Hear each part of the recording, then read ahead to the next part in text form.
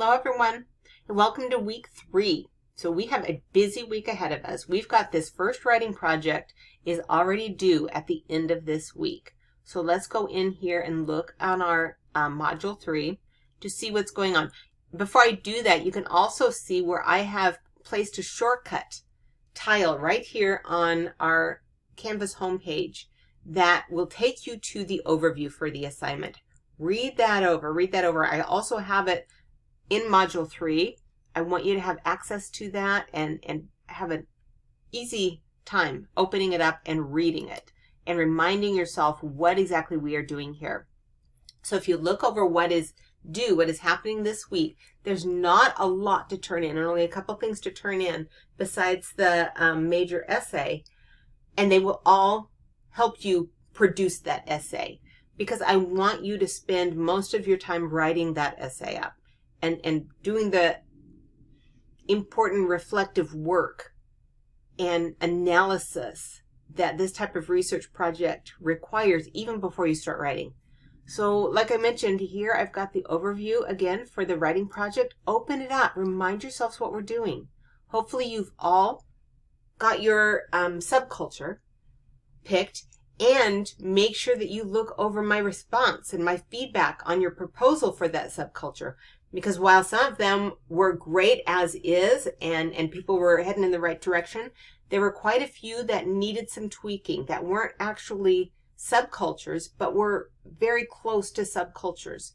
And it's important to name a subculture, the right type of subculture, because that will make the analysis and the writing of it much, much easier and much, much more effective and significant for the audience, because it will be situated in a distinct culture, in a distinct place with distinct people, and it's actually just simply the correct research method to do that, to do this kind of work. So read over my feedback and then come in here and look over and watch the video, but look over the assignment.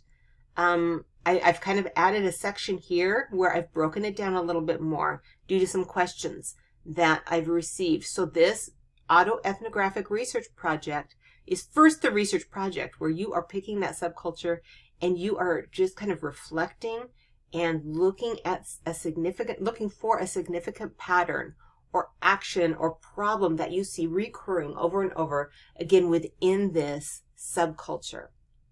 And then after you analyze that, after you determine that, you're going to write up an essay for an audience of Paradise Valley peers, where you share with them what your subculture is and introduce it and describe it to them, assuming they have no idea, what this subculture is. So make sure that you give them all the information about this culture and this group and this space and the type of people, so that they can really understand and appreciate your finding, your argument. And then you're going to explain to them in your writing, your essay, what the action or the phenomenon or the problem is, what's taking place within this. And you're going to do that with story, by storytelling, sharing your experience, picking maybe one day where you saw this happen or where you experienced it, and share with them what happened on that day, so that they have that concrete story full of descriptive details so they can almost envision this taking place.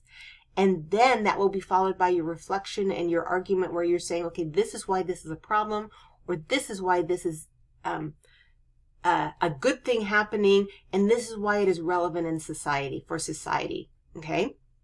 And because of that, because it's storytelling, and because it is your personal experience, autoethnographic essays are often more creative. Look at Boylorn's. Boylorn's article included prose, it included poetry, it included like almost a calendar of her daily, actions in one section. And so there's room for creativity here, which is, I think, is really fun and exciting. And it helps you to determine the best way to share your story or share your information.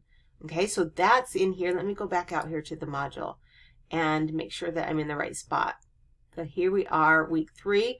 So what I've got, by Tuesday night, I want you to look at this. And this isn't anything that you need to turn in, but it's a to-do. I want you to watch over these short videos on storytelling, on the importance of descriptive detail, and action and all of those kind of things. And that will really help you in sharing your story and incorporating your story into your essay.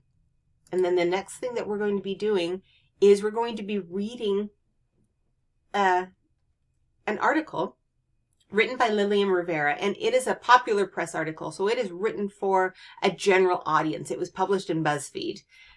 And so it is a lot more casual, a lot more accessible than the Boy Lorne kind of peer-reviewed, dense article. But this is basically an autoethnographic essay.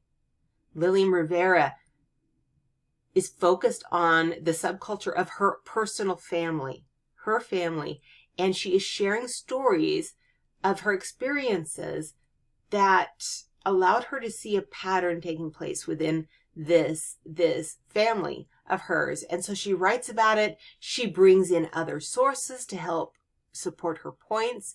This is a really good example of what we are doing here. Okay, so I'm asking you to read over that. There's some prompts of the types of annotations that I think would best help you to take advantage of that and look at the patterns or look at how she's writing that. And you can, draw things that you want to incorporate into your story. Yeah, I want to leave that. And then finally, by the end of the week, so this is going to be Thursday. Let's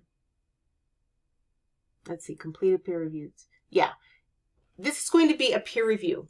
And I know we're rushing, and so I'm only having us peer review the introductions, including the thesis. This is going to include a thesis, right? Where your main claim, the main thing that you found and why it's relevant. And there is going to be these peer review worksheets here that you are going to download. Let me backtrack just a little bit. So this is I do peer reviews on a discussion board.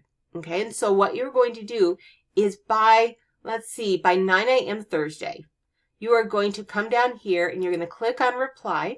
And then you're going to come down here and you're going to attach your rough draft. And these are rough, but again, it's just the introduction and the thesis. So it's probably going to be at least one, but probably maybe 2 or 3 paragraphs. The first 2 or 3 paragraphs, you can do more if you'd like, but at least those first 2 or 3 paragraphs, okay? You're going to attach it here. And then shortly after 9 a.m., like around 9:05, you will be automatically assigned 2 classmates' rough drafts to look at, okay? You will download a peer review sheet with questions and prompts and things to look for, and you will fill that out. And then within, 24 hours, by Friday at noon, you're going to go back and to your peer's original post, and you're going to attach that completed peer-reviewed sheet to their original post. And what these are is you are not correcting there. You're not looking for comma splices or run-on sentences. You're looking for ideas. You're looking for clarity. And you're sharing your experience as a reader with one another. And so get those in by completely finished by Friday, so that you at least have a little while to look at that, and by Saturday night, get your final draft in. All right? And look at the rubric here, and look to see what I am looking at, and let me know if you have any questions on anything. All right? Good luck with everything. Take care.